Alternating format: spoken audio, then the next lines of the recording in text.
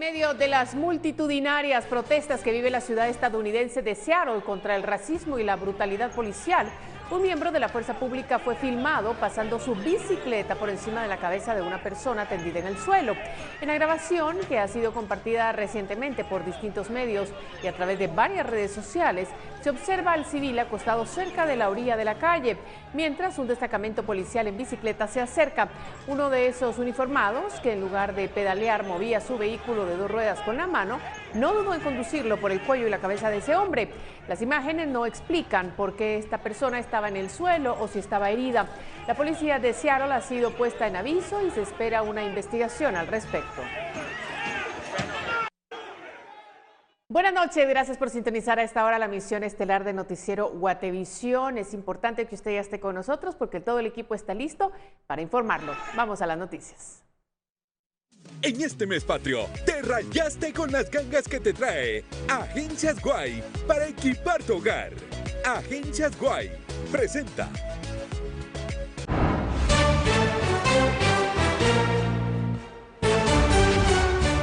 Superintendente de la SAT se retractó sobre los posibles planes de incrementar los impuestos al cemento y combustible para alcanzar meta de recaudación.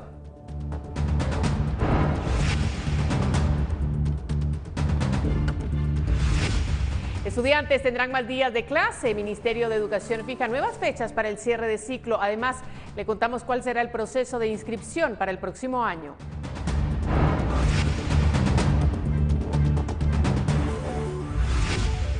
Según estudio, julio y agosto fueron meses con cifra récord en ingresos por remesas. En los últimos 5 años se ha tenido un crecimiento del 67%.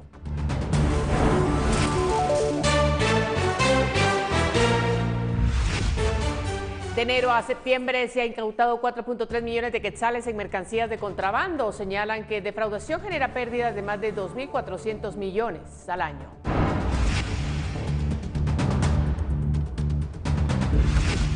A 40 días de las elecciones en Estados Unidos, la polémica se centra en el compromiso del actual presidente Donald Trump de garantizar una transición pacífica del mandato.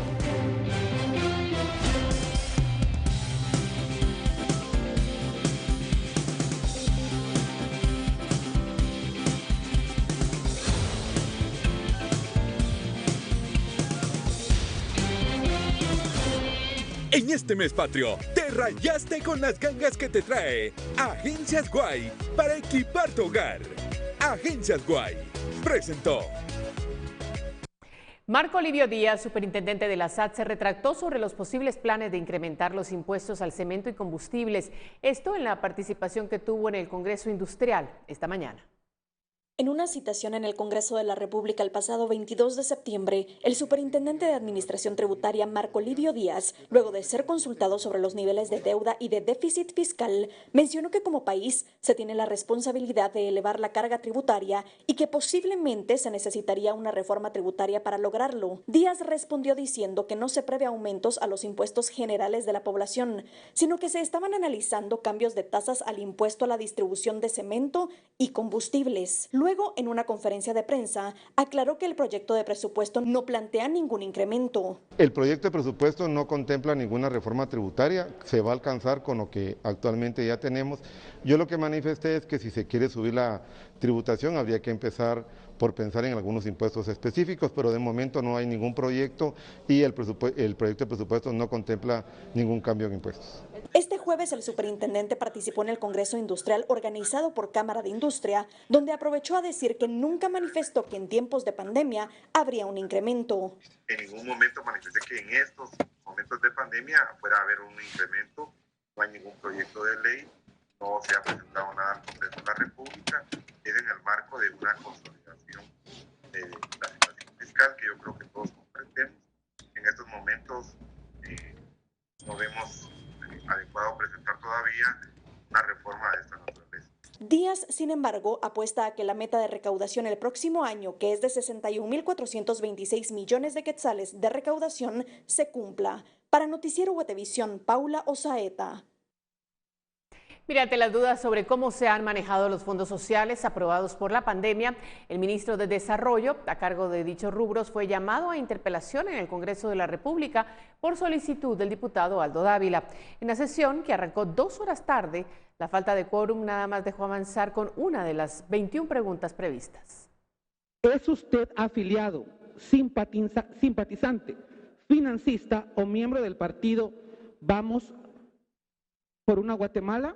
¿Cuál fue su papel durante la campaña electoral 2019? Y esa fue la única pregunta que el diputado Aldo Dávila de la bancada WINAC pudo realizarle al ministro de Desarrollo, Raúl Romero, quien había sido llamado al Congreso de la República para ser interpelado por la gestión de los distintos fondos de ayuda social que se habían destinado al inicio de la pandemia para paliar la crisis económica consecuente. Esa única pregunta se dio porque luego de que se revisara nuevamente cuánta gente había presente, tan solo 41 diputados se reportaron como presentes y por falta de quórum se tuvo que levantar la sesión.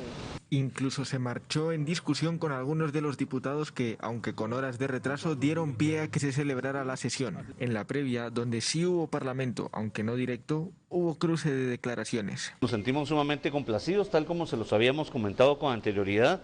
Hemos prácticamente casi ya agotado el traslado del segundo aporte bono familia en prácticamente 20 días, lo cual ha sido sumamente ágil. Vemos cómo no se ha llegado aún a la tercera entrega y hay debilidad en la entrega de la misma, ya que no hay claridad si alcanzará o no alcanzará el recurso. Según 2 informes que llegaron a mi oficina, firmados y sellados de la oficina del Ministerio de Desarrollo Social, no me cuadraban los números, traté e invité al señor ministro en 2 oportunidades, pero lamentablemente no pudo llegar y envió a gente que no me supo responder. Los recursos siguen sin llegar, los programas sociales no terminan de llegar y esto es preocupante para la ciudadanía. Al final, todo se cerró de momento con un... Señores representantes, no viendo el quórum necesario para continuar con la sesión, se da por terminada. Queda convocado el señor ministro para el próximo martes. Con imágenes de José Castro y Miriam Figueroa, reportó para Noticiero Guatevisión, Felipe Garrán. Bueno, algunos vecinos de distintas colonias, barrios y asentamientos de la zona 6 se acercaron hasta la 8ª Avenida frente al Congreso de la República para exigir la ayuda económica de 250 quetzales que se había instaurado durante el gobierno de Jimmy Morales para la población menos favorecida. De acuerdo con ellos, el Ministerio de Desarrollo arrancó el año manteniendo este aporte, pero con el arribo de la pandemia este se detuvo. Esta no es una de las ayudas que el actual gobierno instauró para paliar los estragos económicos consecuentes a la pandemia. Los manifestantes partieron de Casa Presidencial, en donde, dicho sea de paso, no está el presidente Yamatei, y se dirigieron al Congreso, en donde Romero sería interpelado. Y también frente al Congreso, pero sobre la 9ª Avenida, se congregó el colectivo de estudiantes de la Universidad de San Carlos, que lleva manifestándose varias semanas en contra de un préstamo de $120 millones que el Banco Centroamericano para la Integración Económica concedió a esa casa de estudios y cuyo contrato aún debe ser modificado antes del 30 de septiembre por el Parlamento para ser aprobado. En esta ocasión tomaron toda la cuadra y pintaron sobre el asfalto consignas en contra del rector Murphy Pais, y en las que tildan al préstamo de ser una deuda pública inasumible y un cheque en blanco para la regencia universitaria.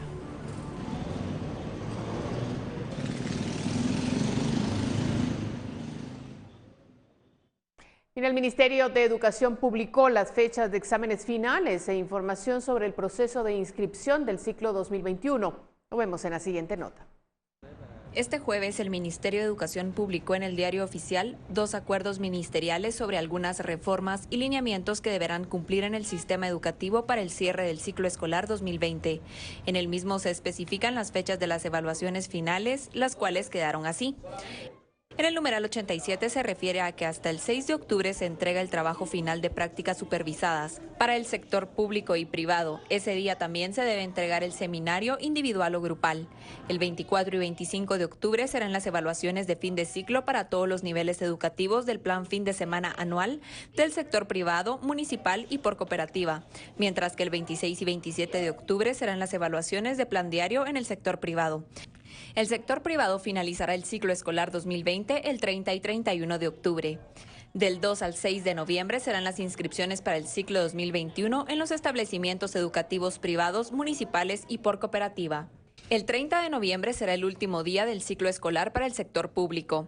Del 14 al 18 de diciembre serán las inscripciones para el ciclo 2021 en los establecimientos educativos de todas las modalidades del sector público. Todos los estudiantes registrados con su código en el sistema de registros educativos que sean promovidos serán inscritos en el grado superior. Con esto, los padres no tendrán que asistir a los centros educativos a realizar estas gestiones. Para Noticiero Guatevisión, María Olga Menaldo.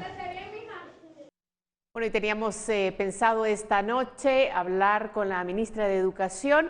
Desafortunadamente no pudo acompañarnos, pero la invitación siempre está presente. Vamos a una pausa. Regresamos.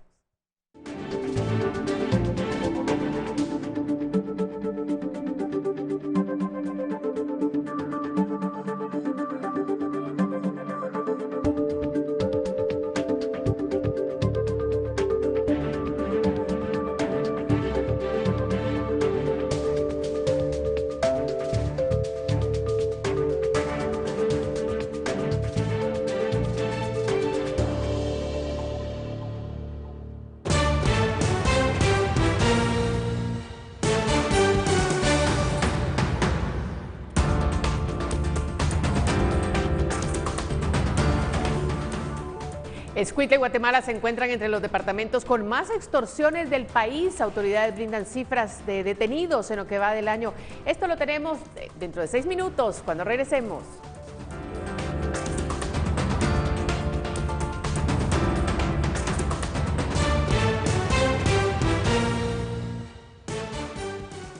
Electroral, el suero oral para todos, presenta.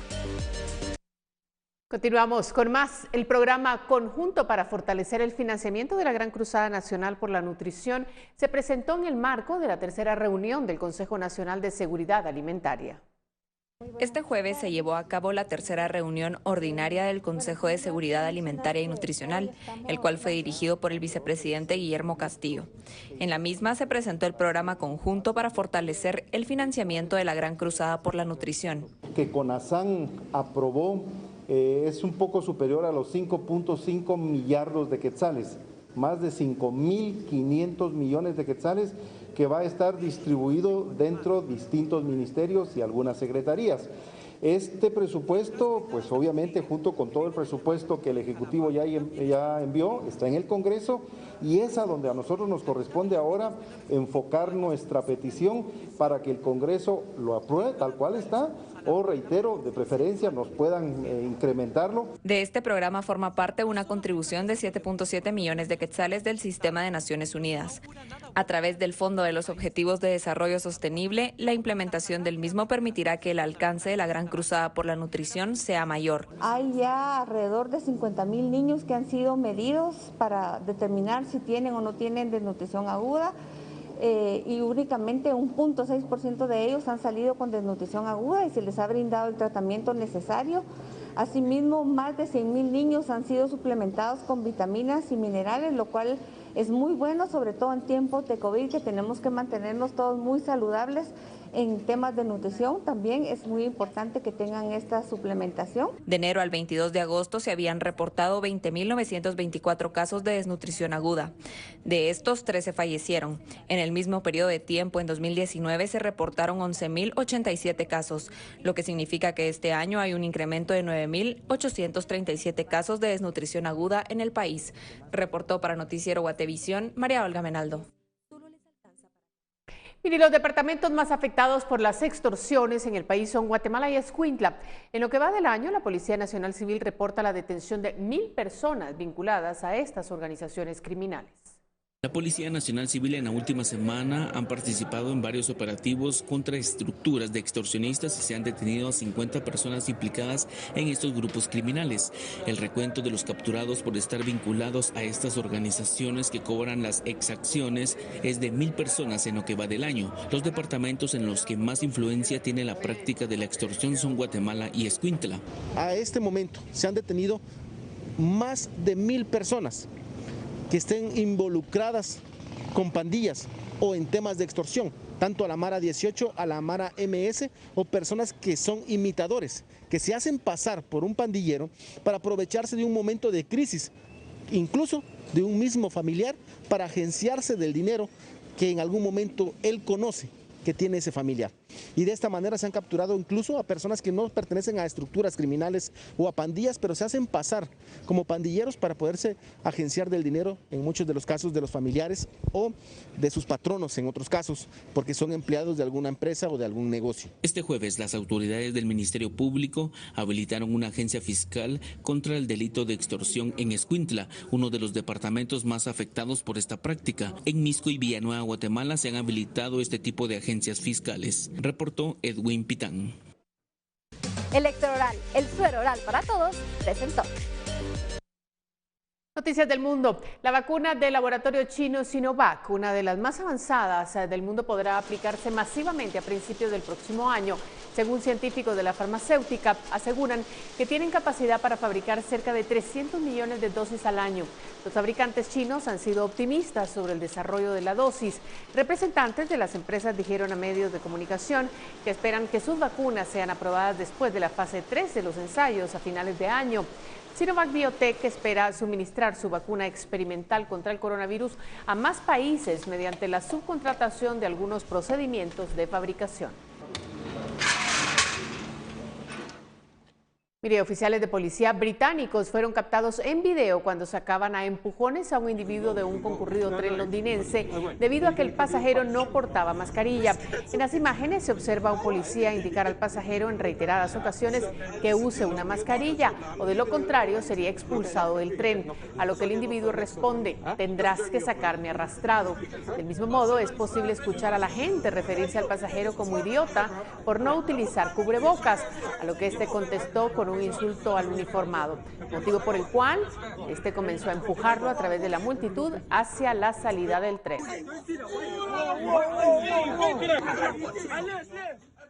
El presidente de Estados Unidos, Donald Trump, fue abuchado este jueves por un grupo de personas cuando visitó el féretro de la fallecida juez Ruth Bader Ginsburg al exterior de la Corte Suprema. Trump, que llevaba una mascarilla negra y estaba acompañado por la primera dama, Melania Trump, se situó cerca del féretro en el edificio de mármol en medio de los abucheos y cánticos de "voten para echarlo", proferidos por personas presentes para rendir tributo a la juez liberal. El momento puso en evidencia el simbolismo que ha tenido el fallecimiento de Ginsburg para mucha gente antes de la elección presidencial del 3 de noviembre.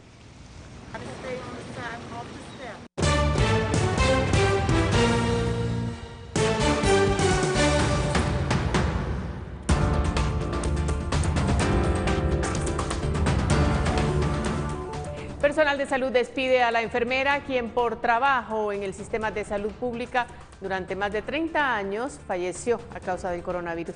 Nos separamos unos instantes, ya volvemos.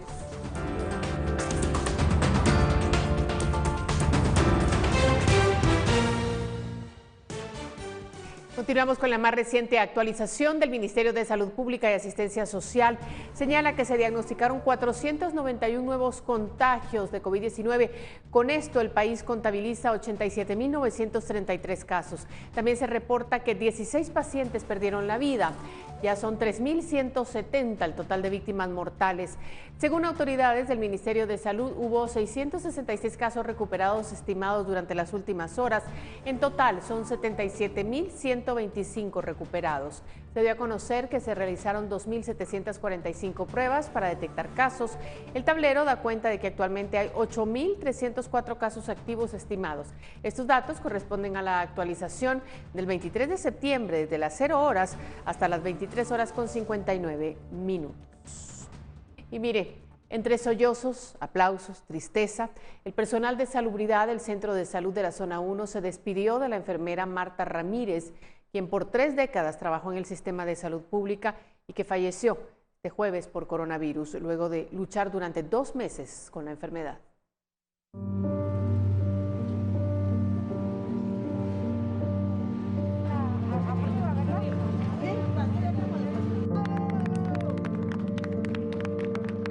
El centro de salud de la zona 1, que se ubica en la 14 calle y 10ª avenida, está de luto por el fallecimiento de una de sus enfermeras. Los trabajadores de ese lugar este jueves se congregaron en el ingreso principal y esperaron por varios minutos la llegada de la carroza que trasladaba el féretro de Marta Ramírez Ixpamparic, quien laboraba en ese sitio y falleció por coronavirus el miércoles último. Enfermeras y médicos se abrazaron, colocaron claveles en la carroza fúnebre y despidieron a Ramírez Ixpamparic, a quien todos llamaban Martita. Cuando estudiábamos, pues nos íbamos juntas, era una persona muy contenta, muy sociable, y la verdad de que aquí ha dejado mucho, dejó su vida, y la verdad de que sí, todos lo sentimos, los que estuvimos más cerca de ella, pues dejó muchos recuerdos. La carroza fúnebre estuvo frente al centro de salud durante 10 minutos. Los automovilistas que pasaron sobre la 10ª avenida respetaron el duelo de los salubristas. Ellos son quienes más arriesgan en la pandemia del coronavirus. Ramírez Ixpamparic es para muchas enfermeras una luchadora y fue abatida por la enfermedad durante 60 días. El jueves pasado aún llegó al centro de salud acompañada de su hija y nieta. Ese día buscó ayuda para vacunar a la niña. Enfermeras aseguraron que se veía estable, pero 8 días después falleció. Una persona entregada a su trabajo, una persona muy querida por todos nosotros, una persona fiel creyente de Dios y una persona que velaba primero por el bien de las demás personas antes de velar por el bien de ella misma. El día de ayer pues partió.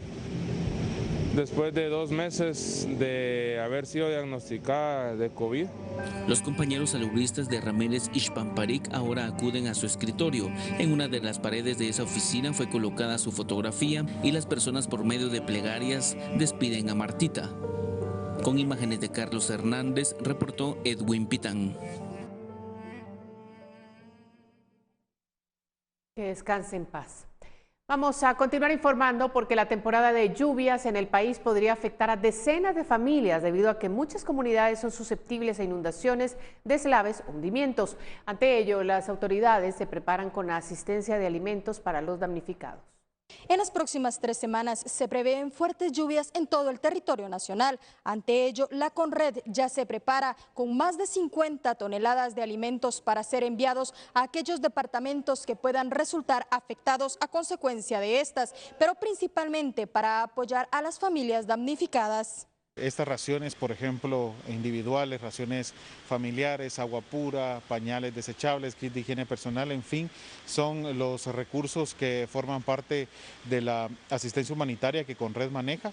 Y en la actual temporada de lluvias, por ejemplo, hemos entregado alrededor de 88 toneladas de recursos en diferentes departamentos del país. Esto ha llegado a alrededor de 4.000 familias que han resultado afectadas. La ayuda humanitaria que brinda la Conred se da a personas que resulten damnificadas e incluyen desde alimento, frazadas, productos de higiene personal como pañales o jabón, así como agua pura o implementos para los albergues como filtros y recipientes de cocina. Son aproximadamente de 3 a 5 días lo que los recursos pueden, para que la familia pueda tener durante una emergencia. Aparte de esto se entregan raciones individuales que estamos hablando son raciones de 3 tiempos, almuerzo, desayuno y también cena, que se entregan a cada familia, a cada integrante o a cada persona, mejor dicho. Y también hay raciones para los niños, que todos estos cumplen con los elementos nutricionales que se establecen a nivel internacional. La distribución de estos alimentos está dividida en varias bodegas del país con el objetivo de poder tener una respuesta inmediata ante alguna emergencia. Tenemos bodegas regionales, en el caso de Escuintla, también en Zacapa, Quetzaltenango y en el departamento de Petén, y bodegas departamentales en Jutiapa, en Retaluleu, en el área de Alta Verapaz también, por cualquier emergencia que se llegara a presentar. La temporada de lluvia 2020 ha afectado a más de 1.300.000 personas y 4.800 han quedado damnificadas. Con imágenes de Noé Medina, reportó para Noticiero Guatevisión Andrea Domínguez. Bueno, ¿y qué nos espera para las próximas horas en relación al clima? Pamela Valdés con la información. Muy buenas noches, qué gusto saludarles. Es momento de compartir la perspectiva climática para esta noche y para las próximas horas y también las condiciones de mañana para que usted lo pueda tomar en consideración y se empiece a preparar desde ya. Cielos parcialmente nublados para esta noche con altas probabilidades que se pueda tornar a totalmente nublado y tormentas eléctricas. Y las condiciones de mañana, como usted puede observar en pantalla, tendremos cielos parcialmente nublados en la mayor parte del periodo con altas probabilidades de tormentas eléctricas en todos los departamentos de nuestro país, principalmente en horas de la tarde y parte de la noche. Y las condiciones para los próximos días, específicamente en la ciudad capital, esperamos para mañana viernes condiciones de tormentas eléctricas con una máxima de 24 grados centígrados. Y para el fin de semana, sábado y domingo, condiciones de cielos parcialmente nublados y las temperaturas máximas se registran de 26 grados centígrados. Y por último, la salida del sol esperamos mañana a las 5:51 de la mañana y se ocultará a las 5:55 de la tarde. Hasta aquí con información del clima. Que tenga una excelente noche.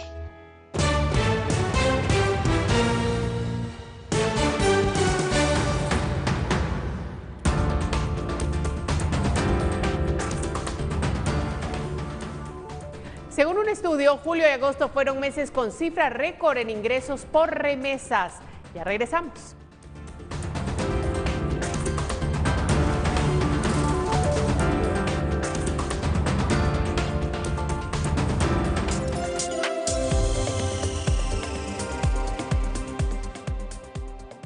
Continuamos con más. El superintendente de la SAT y el viceministro de Seguridad participaron en el Congreso Industrial para hablar sobre las acciones que se han tomado para luchar contra el contrabando. Marco Livio Díaz, superintendente de Administración Tributaria, y Henry Mazariegos, viceministro de Seguridad, hablaron sobre las acciones que se han tomado en los últimos meses para frenar el contrabando, entre ellos los puestos de control interinstitucional. Ha funcionado, hemos generado condiciones y pues esperamos a futuro generar dichas condiciones para tener mejores resultados. El jefe de la SAT afirmó que en las aduanas empieza a aumentar la recaudación. Efectivamente ya vemos cómo en las aduanas cercanas donde hemos puesto los puestos de control empieza a aumentar la recaudación. No es de inmediato, pero poco a poco empieza a surtir efecto la percepción de riesgo que en estos puestos de control. Ya Tecumumán en el mes pasado llegó al 100% de la meta, algo que ninguna otra aduana logró. La meta del mes. Lo que se deja de recibir de contrabando y defraudación son más o menos 2.400 millones de quetzales al año. Y solo en mercancía de contrabando de enero a septiembre se han incautado 4.3 millones de quetzales. La incautación de defraudación no eran 20 procedimientos, más de 500.000 quetzales. Incautación de propiedad intelectual, 18 procedimientos, 4.2 millones de quetzales. Y ajuste arancelario de 167 procedimientos, 6.6 millones de quetzales. Para Noticiero Guatevisión, Paula Osaeta. Mire, julio y agosto fueron meses con cifra récord en ingresos por remesas, pues superaron los $1.000 millones cada uno. Las remesas podrían ayudar a que el país sea más urbanizado. Según CABI, una firma de inteligencia de mercados, en 10 años podría haber 13 ciudades fortalecidas. El 48% de las familias del país dependen de las remesas. En los últimos 5 años se ha tenido un crecimiento del 67% en ingresos y según los datos del Banco de Guatemala, de enero a agosto, el país ya suma $7.000 millones, que son 1.43% más que en agosto del año pasado. Las remesas van a llegar a pesar por lo menos 14 y pueden llegar a ser hasta 14.5% del PIB y ya estamos hablando de un flujo muy importante, muy relevante y de mucho peso para la economía nacional. Las remesas incrementaron pues los migrantes, que en su mayoría son de entre 22 y 30 años de edad, siguen enviando dinero. Y eso va de la mano de la urbanización, pues si hay riquezas, hay mejoras. ¿Y por qué es importante las remesas? Porque Guatemala es el país menos urbano de la región americana. De toda América, Guatemala es el país con menos urbanización y estamos muy focalizados en lo que es la ciudad de Guatemala. Ya vemos que estamos muy saturados en esto, lo que es la ciudad de Guatemala y Antigua, y se van a empezar a generar estas nuevas ciudades. En el reporte hecho por CABI, GES mencionó que en 10 años por las remesas que ingresarán se tendrían 13 nuevas ciudades, siendo estas Guatemala, Los Encuentros, Xela, Reumasate, Escuintla, Cobán, Ixcán Barillas, Huehuetenango, Flores, Poptún, Puerto Barrios, Zacapa Chiquimula y Jutiapa. La distribución de las remesas se están generando más que todo en las fronteras. Estamos viendo Occidente y oriente, principalmente lo que es Huehuetenango, lo que es San Marcos, Xela, tenemos también Reo, Suchi, todas estas regiones, y vimos que ahí van a haber 3 a 4 ciudades en el país que van a crecer mucho más en los próximos 10 años que lo que va a crecer en la ciudad de Guatemala. Para Noticiero Guatevisión, Paula Osaeta.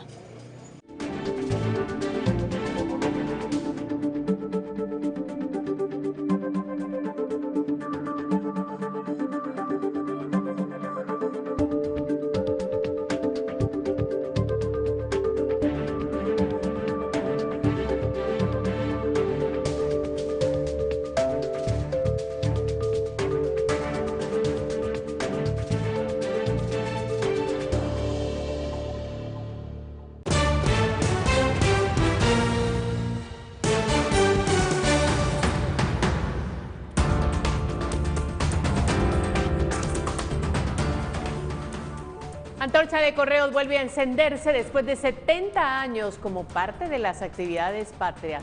Ya volvemos.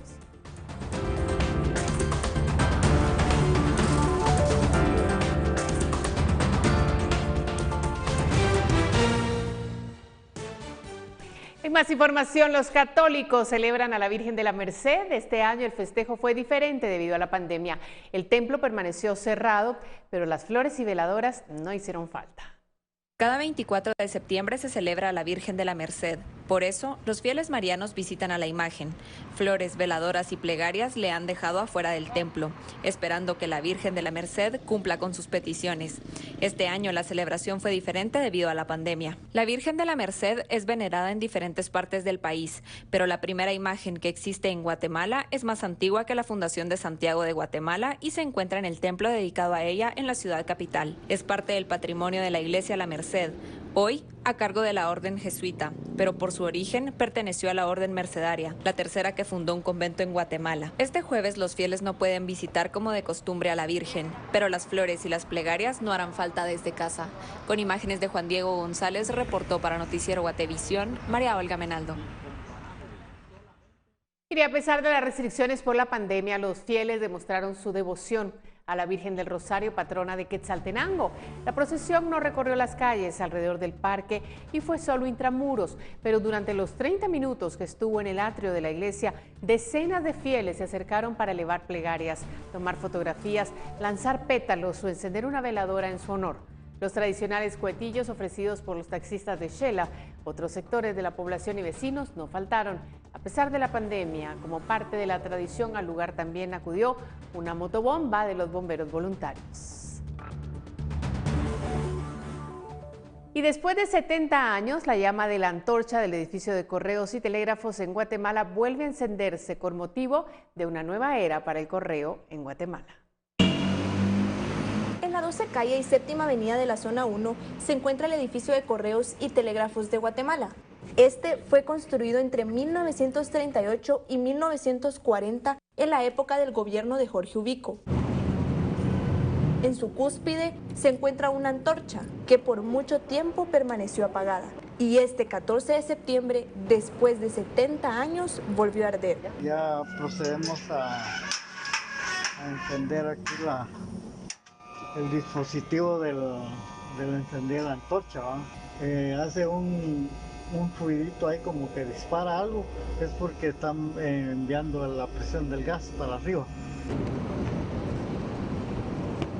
El director general de Correos y Telégrafos de Guatemala, Julio César Romero, y su equipo decidieron que la antorcha se pusiera en funcionamiento el 14 de septiembre para unirse a los festejos patrios y dignificar a todos los empleados que ha tenido la Dirección General de Correos a lo largo de su historia. Propiamente un mensaje por el tema de la pandemia, creo que no lo podríamos enfocar de esa manera. Realmente el mensaje es la nueva era del correo de Guatemala. A lo largo del tiempo, el arco de correos ha sido algo representativo del centro histórico.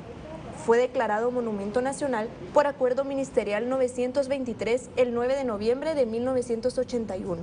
Yo encontré un texto hace ya varias semanas en el que decía que la antorcha era una muestra, como un faro para las encomiendas que venían desde distintas partes hacia Guatemala, en dónde era que se venía a depositar la correspondencia, a dónde era que se tenía que venir a dejar todo lo que venía. Entonces la señal, primero que nada, era el edificio. El edificio en algún momento fue el centro de la ciudad, de aquí partía para todos los caminos, y la antorcha pues era para no perderse, para las encomiendas que supieran en dónde era que tenían que venir. Aunque la forma de enviar correo en Guatemala ha cambiado, el arco de correos y la antorcha vuelve a iluminar el centro histórico con su esplendor. Con imágenes de María René Barrientos y Byron García, reportó para Noticiero Guatevisión, Marjorie Corado. Mire, a 40 días de las elecciones en Estados Unidos, la polémica se centra en el compromiso del presidente Trump para garantizar una transición pacífica del poder. Los líderes del Congreso no tardaron en reaccionar. Nos informa Jorge Agobián, de La Voz de América. ¿Se comprometerá el presidente Trump a que haya una transición pacífica del poder después de las elecciones? Eso le preguntaron y esto respondió.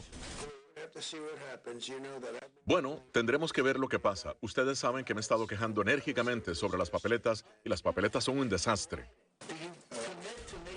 El periodista le repreguntó y esta vez esto respondió el mandatario. Habrá que deshacerse de las boletas y habrá una muy pacífica. No habrá una transición, francamente, habrá una continuación. Las boletas están fuera de control. La presidenta de la Cámara de Representantes de mayoría demócrata fustigó la postura de Trump en cuanto a comprometerse a garantizar una transición pacífica si pierde las elecciones. Pero le recuerdo, usted no está en Corea del Norte, usted no está en Turquía, usted no está en Rusia, señor presidente, y por cierto, no está en Arabia Saudita. Usted está en Estados Unidos de América, es una democracia. Por su parte, el líder de la mayoría republicana en el Senado se apegó al designio constitucional. El ganador de las elecciones del 3 de noviembre será investido el 20 de enero. Habrá una transición ordenada tal como lo ha habido cada 4 años, desde 1792. Este jueves, la secretaria de prensa de la Casa Blanca aseguró que el presidente aceptará los resultados de una elección libre y justa. Trump ha denunciado en múltiples ocasiones que la votación por correo podría llevar al fraude más grande de la historia. El mandatario no ha presentado pruebas sobre sus denuncias y ha sido criticado por sus oponentes. Millones de estadounidenses ya han solicitado boletas por correo para evitar acudir a las urnas en medio de la pandemia.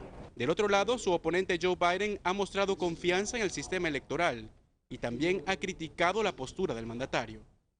Jorge Agobián, Voz de América, Washington.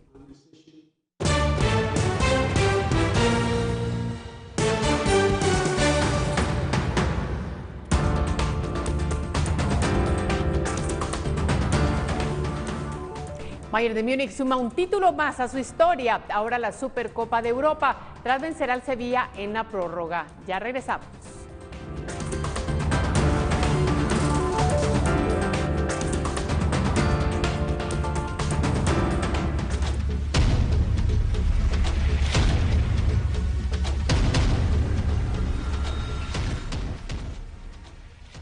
En las últimas horas se han reportado fuertes lluvias en el occidente del país, las cuales han causado inundaciones. El departamento más afectado de Suchitepeques se reporta el desborde de los ríos Chijojá, Quilá y Nimá. Además, se informó sobre otros 50 personas afectadas por las lluvias y 10 más que evacuaron sus viviendas al Centro Cultural de Mazatenango. En cuanto a infraestructura, se contabilizan 11 viviendas con daños. Preliminarmente se informa que un hombre que se conducía en su motocicleta fue arrastrado por la corriente del río. Sin embargo, el Ministerio Público realiza la verificación pertinente. Vamos ahora a la cultura porque la cantautora guatemalteca Sofi Miranda presentó recientemente el videoclip de su primer sencillo titulado Si nos perdemos, tema con el cual representará a Guatemala en un importante certamen que tendrá lugar en Uruguay el próximo noviembre. La cantautora guatemalteca Sofi Miranda conversó con Noticiero Guatevisión para presentar los detalles de su más reciente lanzamiento. Se trata del videoclip de su primer sencillo de estudio titulado Si nos perdemos. Es un sencillo que tiene un poquito de todo. Hablando de géneros, tiene rock, tiene un poquito de pop, tiene una onda reggae sorpresiva, ¿verdad? Entonces es una canción un poco fresca, ¿verdad? Para pasarla bien. Además, la artista explicó cuál es el mensaje que busca compartir por medio de la letra de su canción. lo que quise decir con esta canción fue disfrutar el momento. Perdámonos hoy, perdámonos en el momento, disfrutemos hoy que estamos vivos, que estamos aquí, no nos preocupemos por el futuro, eso ya vendrá después. La cantautora agrega que con este tema representará a Guatemala en un importante certamen de canto a nivel latinoamericano. Una motivación porque con esta canción voy a representar a Guatemala en el Festival Internacional de la Canción en Punta del Este, Uruguay, en noviembre. Si la pandemia y Dios quieren. El videoclip de este tema fue grabado en Antigua, Guatemala, y según la artista, se trató de una experiencia amena en la que dio rienda suelta a su creatividad. Fue muy divertido, no sé cómo explicarte el hecho como de que uno la está pasando bien. De hecho no me la podía creer, yo como, bueno, estoy grabando en mi primer sencillo, ¿no? Entonces era como jugar con las ideas, jugar con la canción, porque la canción al final lo que quiero es invitar a la gente a eso, a que se la pasen bien, a que se diviertan, a que disfruten ese momento, ¿verdad? Y así me sentí justo en el video grabándolo. No habrá frío que nos pueda sorprender. La cantante asegura que antes de partir rumbo a Uruguay espera lanzar un EP con nuevas canciones. Si desea escuchar la música de Sofi Miranda, esta se encuentra disponible en todas las plataformas digitales de música. Además, por supuesto, puede seguirla en sus redes sociales. Reportó para Noticiero Guatevisión, Pablo Juárez.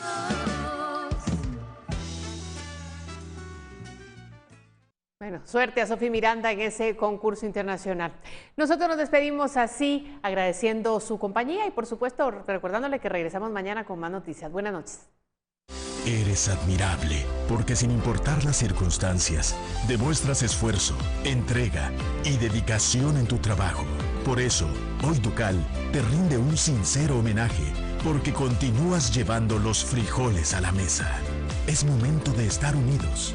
Frijoles Ducal.